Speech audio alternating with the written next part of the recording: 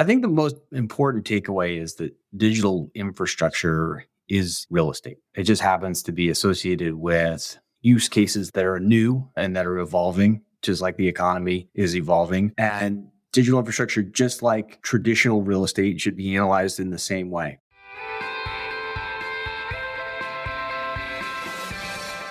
Hello and welcome to the REIT Report. I'm your host, Sarah Borson-Keto. My guest this episode is Bill Hughes, Managing Director of Liquid Strategies at DigitalBridge Investment Management. Bill is here to talk about digital infrastructure and its role in the modern real estate economy. Bill, welcome to the podcast. Hey, Sarah. Thank you for having me. So, Bill, let's start by looking at the current setup in the public markets for digital infrastructure. What can you tell us about some of the trends and developments in digital infrastructure and real estate securities markets that you're seeing today?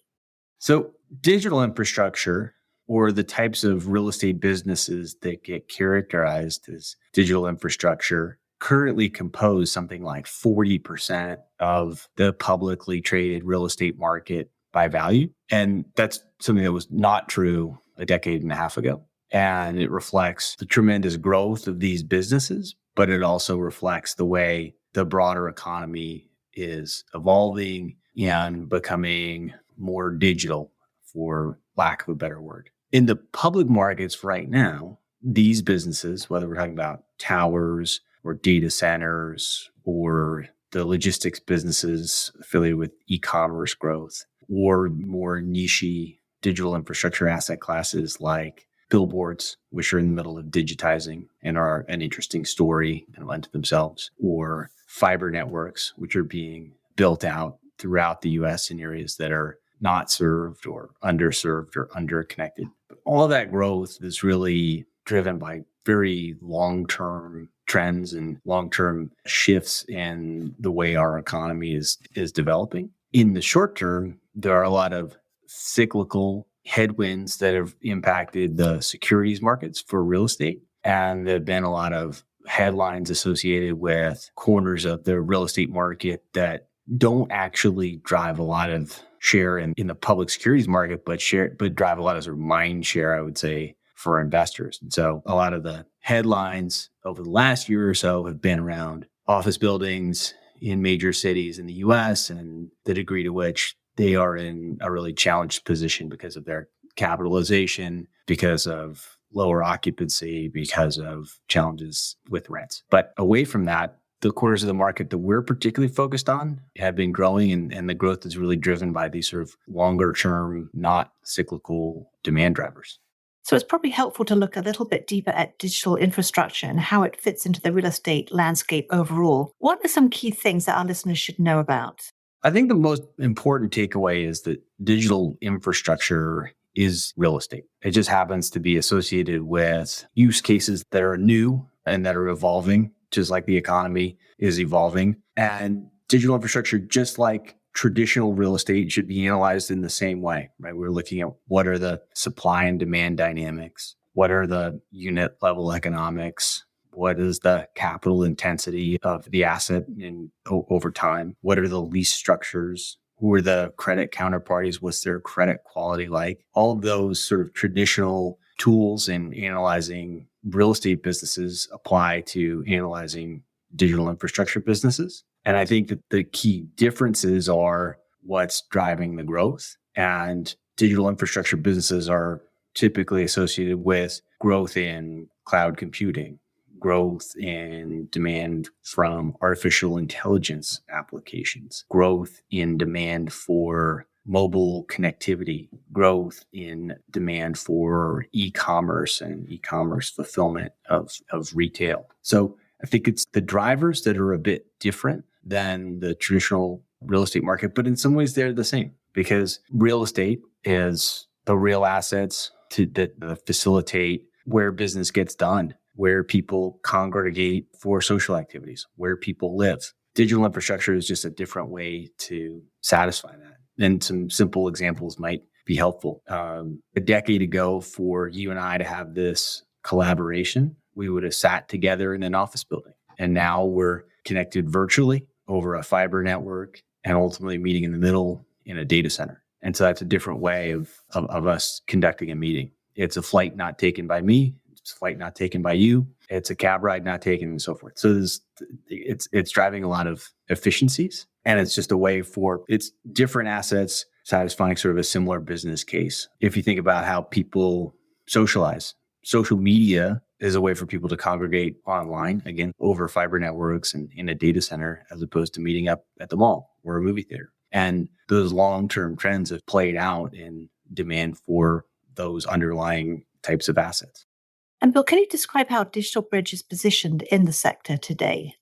Sure. DigitalBridge is somewhat unique in the digital infrastructure sector because of the breadth of our operation. So our business spans private equity, private credit, and public securities across the digital infrastructure landscape. But the firm really is, from a philosophical standpoint, starts as a builder and an operator of these kinds of assets. And the senior leadership team came up as owner operators, and that sort of owner operator philosophy underpins both our approach to investing, but also I think our understanding of the types of assets that we invest in. And our liquid security strategy is really designed to put that institutional knowledge to work in the types of opportunities that are available only in the public markets. And from my perspective, that kind of falls into two very big buckets. One, it is the global champions that are, in fact, too big for the private markets. And then it's also the smaller, more idiosyncratic stories where maybe there's a layer of complexity to the company or to the assets that's allowing us to find opportunities in the public markets where we can buy institutional quality assets at really attractive discounts. So those are the sort of types of opportunities that we target in the liquid markets. And then the firm as a whole is doing lots of things in the private markets as a builder, operator, and lender to large scale platforms across data centers, fiber, towers. Now, REITs obviously play a large role in digital infrastructure. How is DigitalBridge integrating REITs within its overall investment strategy? Sure. So we invest in REITs through our public securities strategy, and we are effectively giving access to our limited partners to some of these really attractive global scale platforms across data centers, towers, e-commerce infrastructure, and fiber by accessing them through investing in REITs. And Bill, data centers are obviously a main element of the digital infrastructure universe. How is the rise of AI impacting how you invest in these assets? AI for now is a story that is mostly in front of us. AI is also a story that's going to drive demand, I think, on the private side of the data center space to start, and then will later really drive growth for the publicly traded data centers. For right now, a lot of the early stage AI work is around building out large scale, energy intensive, low cost facilities to do what they call effectively training of these large language models. And the businesses that are facilitating that development, that growth are for the most part private market platforms. And that's really just reflective of the economic proposition, which is to say that growth associated with AI is going to be super capital intensive. There is a ton that needs to be built, and there's an attractive development opportunity, but it's not an opportunity that's particularly well suited to the REIT structure, for example, because to raise that amount of capital for publicly traded REITs to go after the AI opportunity in sort of stage one, you would have to be raising so much debt and so much equity relative to your market cap. It would be really challenging. And I think that a lot of these private market platforms are really better set up for that kind of development. As AI matures and moves from the sort of learning stage to the inference stage, a lot of where it sits is going to change, and it's going to move closer to the network edge. And at that point, network hubs across major cities globally, businesses that have proximity to the edge through small cell infrastructure, businesses like towers should all be really positively impacted by the long-term AI demand story. But that's still all really in front of us. Bill, do you seek to balance your investment across the many elements of digital infrastructure, or are you more focused on data centers and cell towers, for instance? Our strategy is very opportunistic, and we invest across the digital infrastructure and real estate landscape. We're looking for things that are not just high quality with long-term growth drivers, but we're also looking for things that are mispriced and misunderstood. And I think for us, that ends up over time translating into a balance of investments across towers and fiber network assets and data centers and digital billboards and other idiosyncratic things that are going on. In terms of how we're positioned right now, we're probably less exposed to data centers than we were a year and a half, 2 years ago, because a lot of the good news in data centers is reflected in their valuations and their stock performance. And so where we've been finding more, I would say, mispriced opportunities have been in nichier corners of the market, like digital billboards, which we think are on the cusp of really demonstrating the very powerful economic case associated with converting legacy boards to digital boards. And I think that's going to attract a lot of institutional capital. We think there's a chance for that whole group to really revalue upwards. And Bill, I think it would be interesting to hear about how digital infrastructure is responding to some of the environmental challenges that we're facing today, especially in water and energy consumption. In general, digital infrastructure drives a lot of economic efficiencies across a lot of different corners of the market. I think that e-commerce fulfillment, for example, is a lot more energy efficient than having consumers driving back and forth to retail locations. I think that towers facilitate a lot of mobile connectivity and allow us to avoid travel and to do things remotely in a way that is very energy efficient. But I think what's really underneath your question is about data centers.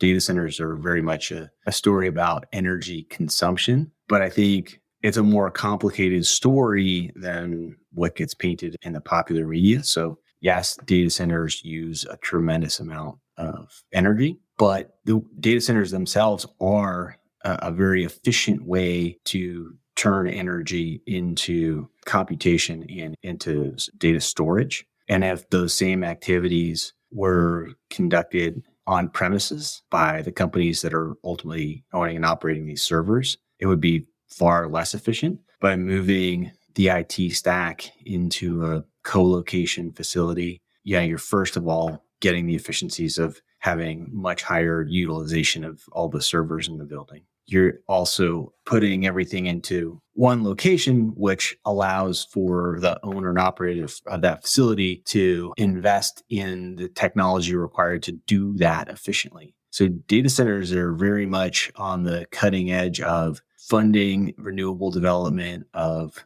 powering their facilities with their use of energy is both highly efficient, but also increasingly drawn from renewable and green energy sources. And so I think that data centers are very much part of the solution to making our economy more energy efficient, as opposed to part of the problem, which is how they're portrayed. I think it's just a really simple dynamic of you're concentrating a lot of energy and water use in one location, but not focusing on the fact that a lot of that is done pretty efficiently.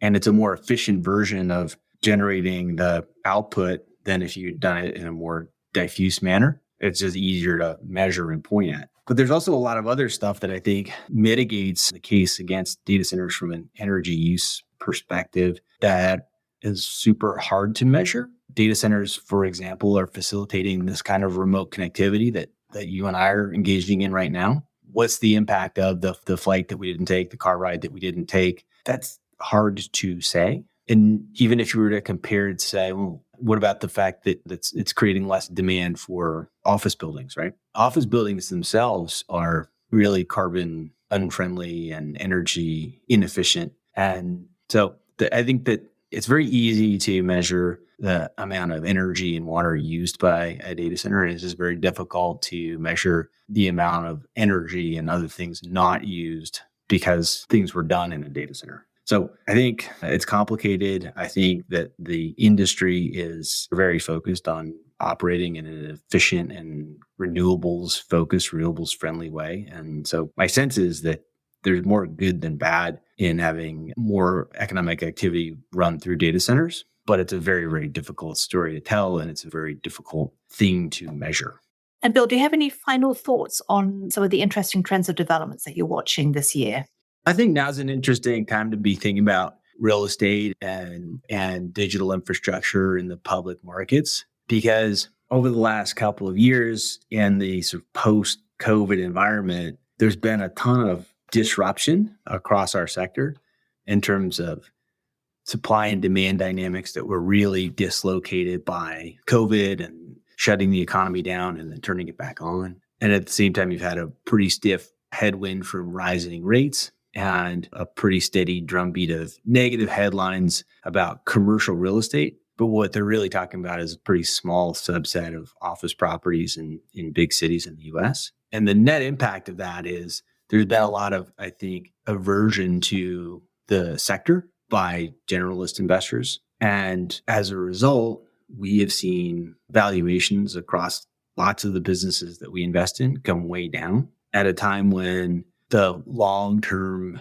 drivers for those businesses and the earnings growth expectations for those businesses remain really strong. And my sense is now, as demand patterns are finally starting to normalize in a post-COVID environment, and as interest rates are, I think, starting to settle down, or at least the concern that interest rates are going to spiral upward in an uncontrolled fashion, that concern, I think, seems to be mostly put away. My view is I think it creates an interesting moment to see if people are going to come back to and refocus on the opportunity set in real estate and in digital infrastructure within that.